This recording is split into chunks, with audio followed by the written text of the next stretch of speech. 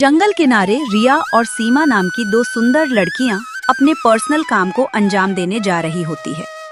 सूरज डूब रहा है, लेकिन सूरज डूबने से पहले उन्हें घर लौटना है। वह अपने रास्ते पर आगे बढ़ते जाते हैं और एक ऊंचे टीले पर पहुंचते हैं। वहां से जंगल का पूरा नजारा दिख रहा था। सीमा कहती है, देखो रिया, वास्तव में ये जंगल कितना प्यारा है। हम जंगल के सबसे ऊंचे स्थान पर हैं और यहाँ से ये जंगल पूरा दिखाई देता है। रिया आश्चर्यचकित होकर कहती हैं, वो सब छोड़ो सीमा, तुम सामने तो देखो, तुम्हें पूरा जंगल दिखाई दे रहा है, पर जंगल में रखा हुआ खजाना नहीं। जरा एक बार सामने तो देखो, हमारे सामने ढेर सारा खजाना पड़ा है। अगर हम इसे घर तक ले गए तो हमारी सारी जिंदगी सुधर जाएगी। सीमा कहती है, लेकिन रिया, अपने गुप्त मिशन को याद करो। इस खजाने से ज्यादा वो मिशन हमारे लिए जरूरी है। अगर हमारा वो मिशन कंप्लीट हो गया तो आज का दिन संवर जाएगा। बात का बाद में देखेंगे और हम पूरी कोशिश करेंगे कि वापस आते वक्त इस खजाने को हम ही लेकर जाएंगे। ऐसा कहकर वह दोनों खजाने को वहीं छोड़कर आगे बढ़ जाती है और अपने रास्ते पर चलने लगती है। उन्हें चलते चलते काफी समय बीत गया था और सूरज लगभग ढलने ही वाला था। उनके पास समय काफी कम था। एक तरफ उनको अपने घर की भी चिंता हो रही थी, क्योंकि अगर ज्यादा समय लगा तो उनके घर वाले उनको नहीं छोड़ेंगे। रिया कहती है, अरे सीमा, अब हम कितनी दूर आ गए हैं, शाम होने वाली है, अब हमें घर चलना चाहिए। अगर माँ को पता चला कि मैं इतनी देर तक बाहर हूँ तो वो बहुत नाराज होंगी और मुझे खाना भी नहीं मिलेगा। मेरा विवाह भी तो बस कुछ ही दिनों में है। हमें अब घर पर रहकर तैयारी करनी चाहिए। सीमा मुस्कुराते हुए कहती है, चल ना रिया, बस थोड़ी सी दूर और। ये आखिरी बार है जब हम दोनों ऐसे बिना किसी रोक टोक के घूम रहे हैं। तुम्हारे विवाह के बाद तो तुम अपने ससुराल चली जाओगी और मैं अकेली रह जाऊंगी।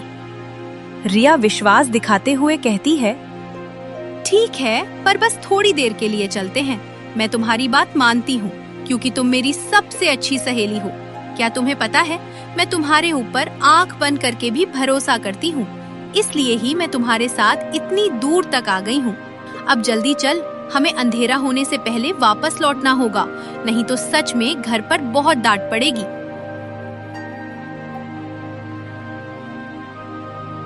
रिया और सीमा चलते चलते एक प्राचीन गुफा के प्रवेश द्वार पर पहुंचती हैं। गुफा के मुहाने पर मोटी पुरानी बेलें लिपटी हुई हैं।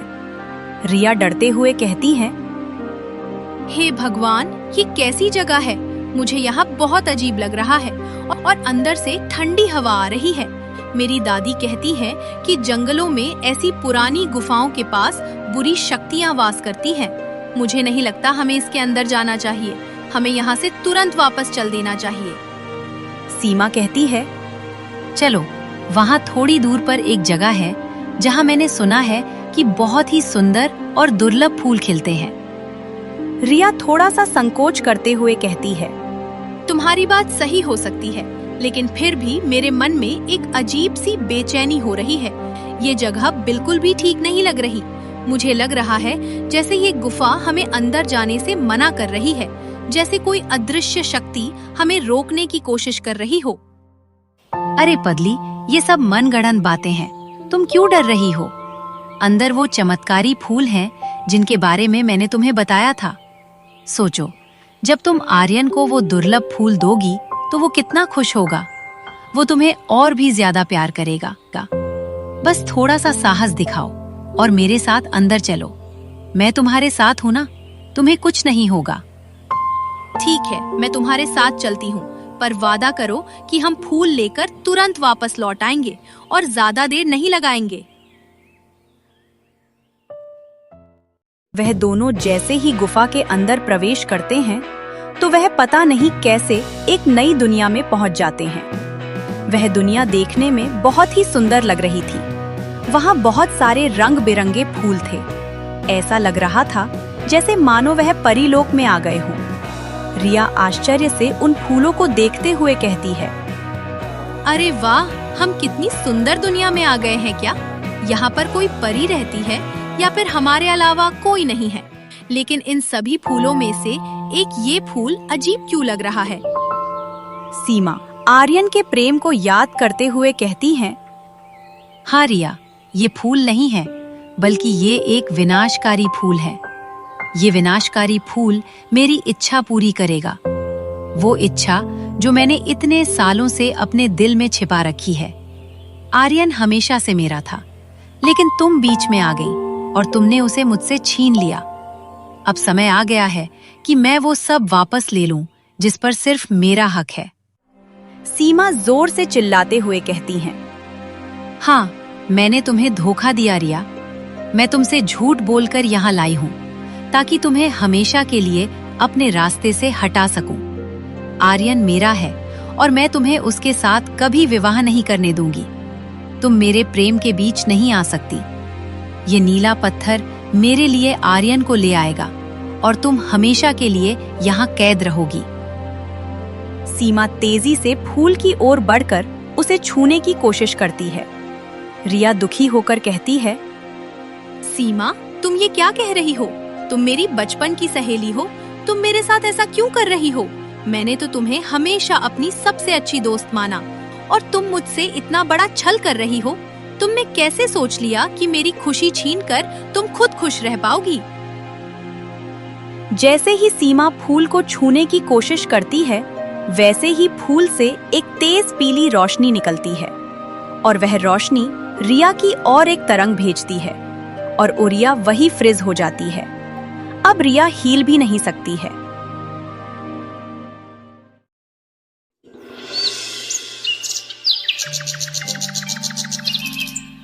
अगली सुबह आर्यन और रिया की माँ रिया की तलाश में हैं। सीमा वहां आती है, झूठा दुख दिखाती है। रिया की माँ रोते हुए कहती है, आर्यन बेटा, रात होकर वापस दिन हो चुका है, पर रिया कहाँ है? मुझे बहुत चिंता हो रही है। मेरा तो कलेजा फटा जा रहा है। वो तो सीमा के साथ फूल तोड़ने गई थी, उसके बाद से वो घर ही नहीं लौटी। मुझे तो अब कुछ समझ नहीं आ रहा कि मैं उसे कहाँ ढूंढूंगी। भगवान मेरी बेटी को सुरक्षित रखे। चाची, मैं क्या बताऊं, हम फूल तोड़ ही रहे थे तब मेरा सिर बहुत घूमने लगा और मुझे चक्कर आ गए। रिया ने कहा कि मैं घर जाकर आराम करूं और वो फूल लेकर जल्दी लौट आएगी। मुझे उसको अकेला नहीं छोड़ना चाहिए था। अब मेरा दिल बहुत घबरा रहा है, कहीं वो किसी मुसीबत में तो नहीं है। आर्यन दुखी होकर कहता है, हम गांव में हर जगह ढूंढ चुके हैं, पर रिया कहीं नहीं मिली। रात भर हम सबने उसे खोजा है। सीमा, क्या तुम याद करने की कोशिश कर सकती हो कि तुम दोनों कहाँ गई थीं? कोई तो आखिरी जगह होगी। मुझे पता है वो जरूर किसी बड़ी मुश्किल में है और हमें जल्द से जल्द उसे ढूंढना होगा। सीमा घबराने का नाटक करते हुए कहती है, मुझे ठीक से याद नहीं है। शायद हम जंगल की तरफ गए थे। हम सब मिलकर फिर से ढूंढते हैं। हम रिया को ऐसे अकेला नहीं छोड़ सकते। सीमा मन ही मन कहती है, आर्यन, अब तुम सिर्फ मेरे हो। तुम जितना रिया के लिए फिक्र करोगे, उतना ही ज्यादा मुझे खुशी मिलेगी। आर्यन रिया को जंगल में ढूंढ रहा होता है। तभी उनकी मुलाकात एक ज्ञानी बाबा से होती है। सीमा छिपकर बातें सुनती है। ज्ञानी बाबा आर्यन को देखते हुए कहते हैं, बेटा, तुम अपनी मंगेतर को ढूंढ रहे हो, है ना? मुझे पता है, वह स्वर्ण लोक के जादू से गुफा में कैद है। केवल सच्चा प्रेम और बलिदान ही उसे वापस ला सकता है। तुम्हें उसके पास जाना होगा, लेकिन सावधान रहना। तुम्हें गुफा तक का मार्ग पता होना चाहिए। आर्यन आश्चर्यचकित होकर कहता है, बाबा, ये आप कैसे जानते हैं? क्या आप मेरी मदद कर सकते हैं? मैं रिया के लिए कुछ भी कर सकता हूँ। कृपया मुझे बताइए कि मुझे क्या करना होगा और मैं उस गुफा तक कैसे पहुँच सकता हूँ। मैं रिया को उस कैद से आजाद कराने के लिए अपनी जान भी दे सकता हूँ। ज्ञानी बाबा एक माला देते हुए कहते हैं, यह माला तुम्हें गुफा के अंदर नीले स्वर्ण लोक की शक्ति से बचाएगा। यह तुम्हें सही रास्ता दिखाएगा। तुम्हारी सच्ची लगन और प्रेम ही उसे बचाएगा। लेकिन याद रखना, एक कठिन परीक्षा तुम्हारा इंतजार कर रही है। जल्दी करो, क्योंकि वह जादू एक निश्चित समय के बाद स्थायी हो जाएगा। आर्यन ताबीज लेकर गुफा की ओर भागता है। सीमा ने सब सुन लिया था। वह क्रोधित होकर वापस गांव की ओर दौड़ती है ताकि आर्यन को पता न चले कि उसने सब सुन लिया है। आर्यन गुफा के अंदर पहुंचता है और रिया की मूर्ति को देखता है। आर्यन रिया की मूर्ति को देखकर फूट फूट कर रोते हुए कहता है, रिया, तुम ये कैसे हो गई? ये सब किसने किया? मैं तुम्हें इस हाल में नहीं देख सकता। मैंने तुमसे वादा किया था कि मैं हमेशा तुम्हारा साथ दूंगा, और अब देखो तुम मुझसे कितनी दूर हो। मैं तुम्हें अकेला नहीं छोड़ सकता। मैं तुम्हें वापस इंसान बनाकर ही रहूंगा। मेरा प्रेम तुम्हें आजादी दिलाएगा। रिया की मूर्ति के पास जाकर आर्यन ने अपनी प्रेम की शक्ति को याद किया और माला को नीले उसे फूल के सामने करा।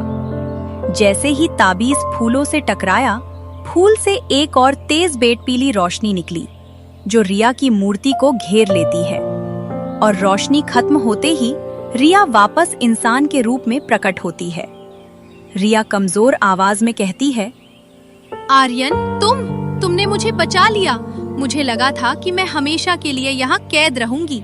सीमा ने मेरे साथ धोखा किया और उसने मुझे यहाँ फंसाया ताकि वो तुमसे विवाह कर सके। मैं बहुत डर गई थी। मुझे लगा था कि अब मैं तुम्हें कभी नहीं देख पाऊंगी। आर्यन प्यार दिखाते हुए कहता है, सब ठीक है रिया, अब सब ठीक है। मैं जानता था कि तुम मुसीबत में हो। मैंने तुम्हें वापस लाने का वादा किया था और मेरे सच्चे प्रेम ने तुम्हें वापस ला दिया है। चलो अब हम यहाँ से चलते हैं। ज्ञानी बाबा ने हमें बचाने में मदद करी है। आर्यन और रिया गांव वापस लौटते हैं। सीमा को देखकर रिया उसे तुरंत पहचान जाती है। रिया की माँ कहती है, सीमा, तूने मेरी बेटी के साथ ऐसा छल किया? तूने मेरी बेटी की जान खतरे में डाली। तूने हम सबको झूठ बोलकर गुमराह किया। हमें तो लगा था कि तुम सच्ची सहेलियां हो। आज मैं पंचायत में तेरी शिकायत करूंगी और तुझे तेरे कर्मों की सजा मिलेगी। सीमा सर झुकाकर कहती है, हाँ, ये सच है। मैंने ही ये सब किया। मैं आर्यन से प्रेम करती थी और मैं तुम्हें खुश नहीं देख सकती थी। मुझे लगा था कि पत्थर की शक्ति से मैं तुम्हें रास्ते से हटा दूंगी और आर्यन मेरा हो जाएगा। मुझे माफ कर दो रिया। मुझे मेरे लालच और ईर्ष्या ने अंधा कर दिया था। गांव वाले सीमा को पकड़ लेते हैं। आर्यन और रिया एक दूसरे को देखकर मुस्कुराते हैं। उनका प्रेम जीत जाता है